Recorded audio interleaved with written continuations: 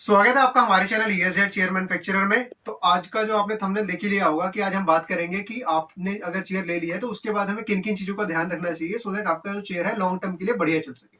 ठीक है, तो जैसे ये चेयर है, तो ये चेयर देख लीजिए। बाकी अगर कोई चेयर पसंद आ रही होगी आपको तो आप हमारी चेयर भी देख सकते हैं। यहाँ पे आई लिंक आ रहा होगा रिवॉल्विंग चेयर का, वहाँ पे जाके आप देख सकते हैं। हर एक चेयर का कंप्लीट क्वालिटी एंड फंक्शनलिटी हमें अच्छे से बता रखे हैं, डिस्क्राइब कर रखे हैं। ठीक है, बाकी इस पे टॉपिक पे वापस आते हैं कि अगर हमने चेयर ले ली है तो उसके बाद हमें किन किन चीजों का ध्यान रखें सो दैट चेयर में कोई इशू ना आए और लॉन्ग टर्म के लिए इजिली चल जाए। ठीक है, तो सबसे पहला चीज तो हाइड्रोलिक वाला होता है। हाइड्रोलिक मेन ज्यादातर 90% इशू क्या आता है आपका, हाइड्रोलिक के रिगार्डिंग आता है कि आपने चेयर ली है और उसके बाद आपका हाइड्रोलिक जो है वो खराब हो गया है या फिर टूट गया है या फिर ठीक से काम नहीं कर रहा है।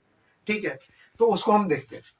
तो हाइड्रोलिक का फंक्शनलिटी काम कैसे करता है, सबसे पहले तो ये देख लीजिए। ये जो लीवर है राइट साइड में, इसको ऊपर करेंगे तो चेयर ऊपर आती है, वही बैठने के बाद अगर ऊपर करेंगे तो चेयर नीचे जाती है। ठीक है, ये तो नॉर्मल फंक्शनलिटी हो गई, ये सब चेयर में ऐसे काम करती है।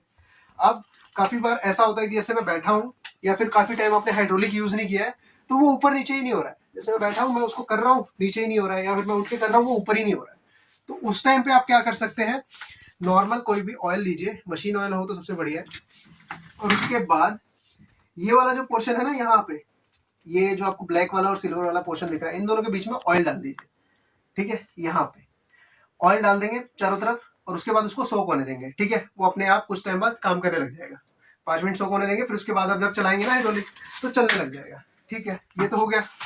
अब दूसरा चीज कि हाइड्रोलिक आपका टूट ही गया है। टूटने का रीजन क्या होता है कि ये चेयर आपकी वोबल कर रही है, ऐसे ऐसे मूव कर रही है।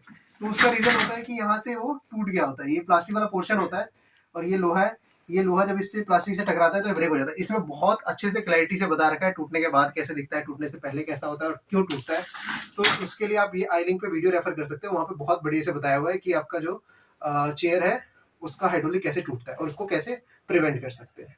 ठीक है, वो देख लेना आप एक बार, वो काफी बढ़िया से बताया हुआ है उसमें। बाकी इसको प्रिवेंट कैसे करना है वो यहीं पे बता देता हूँ मैं आपको कि ये जब मैं यूज कर रहा हूँ इसको, तब मैं इसको जब नीचे करूँ ना तो नीचे करने पे हल्का सा इस हाइड्रोलिक के ब्लैक वाले पोर्शन और इस ब्लैक वाले पोर्शन के बीच में सिल्वर वाला पोर्शन जो है दिखना चाहिए, ताकि वो इसको हिट ना करे और वो टूटे ना। क्योंकि जब मैं बैठूंगा तो ये हल्का सा ना बम्प होता है, थोड़ा सा नीचे मूव होता है।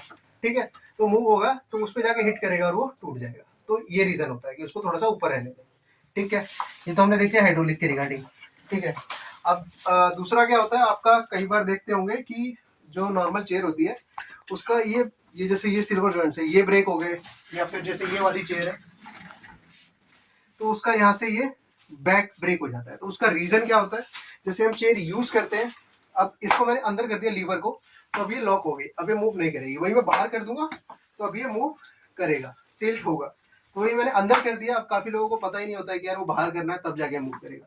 तो लोग क्या करते हैं, ये अंदर ही है, अब बहुत पुश करते हैं, बहुत पुश करते हैं, बहुत ज्यादा वेट लगाते हैं क्योंकि मूव नहीं हो रहा होता उनसे। तो बहुत ज्यादा वेट लगाने से क्या होगा, ये यहाँ से ब्रेक हो जाएगा, या फिर जैसे ये जॉइंट्स है, ये दो जॉइंट्स हैं, ये मैं लॉक कर दिया मैंने, अब मैं वो पुश कर रहा हूँ तो ये यहाँ से ब्रेक होने का चांस रहेगा।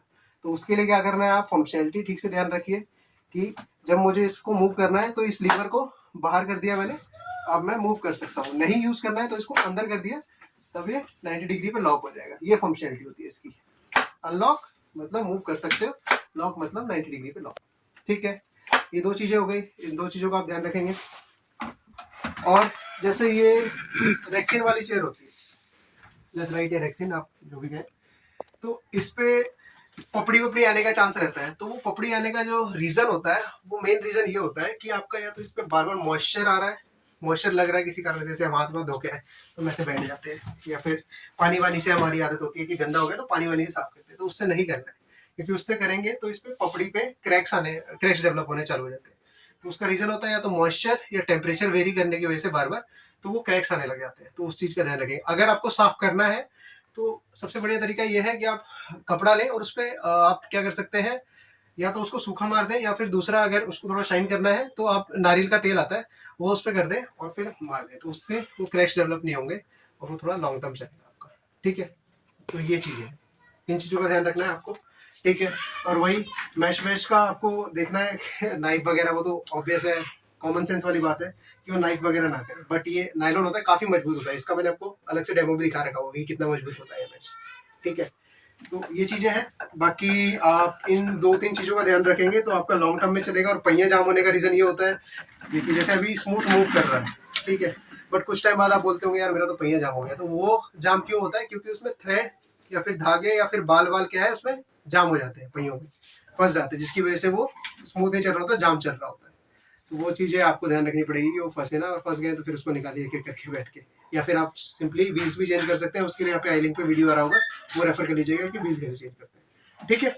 बाकी कोई और चेयर पसंद आ रही है तो वो देख सकते हैं आप। बाकी हमसे भी चेयर ले सकते हैं, हम जब भी चेयर सेल करते हैं तो अच्छे से बता देते हैं कस्टमर को, ताकि वो बंदा ध्यान रखे उस चीज़ों का और उनके लिए भी ठीक रहे, ताकि वो लॉन्ग टर्म में अच्छे चली चेयर। और हम जो यूज़ भी करते हैं सामान वो काफ़ी बढ़िया क्वालिटी का यूज़ करते हैं, और एक एक पार्ट भी हम कस्टमर्स को दिखा देते हैं, ताकि उनका भी जो मेंटल सेटिस्फेक्शन है वो भी जरूरी है। तो मेंटल सेटिस्फाई कर देते हैं उनको कि हाँ भैया ये चीज़ मिलेगी आपको, और बढ़िया चीज़ें मिलेगी, ठीक है, और बढ़िया प्राइस में मिलेगी। बाकी आप हमारी कैटलॉग वगैरह देख सकते हैं, डिस्क्रिप्शन में लिंक्स मिल जाएंगे आपको। थैंक यू, अपने फ्रेंड्स में शेयर कीजिए, और अच्छा लगे तो वीडियो जरूर सब्सक्राइब कर दीजिएगा, ठीक है। Thanks for the support, bye, have a nice day.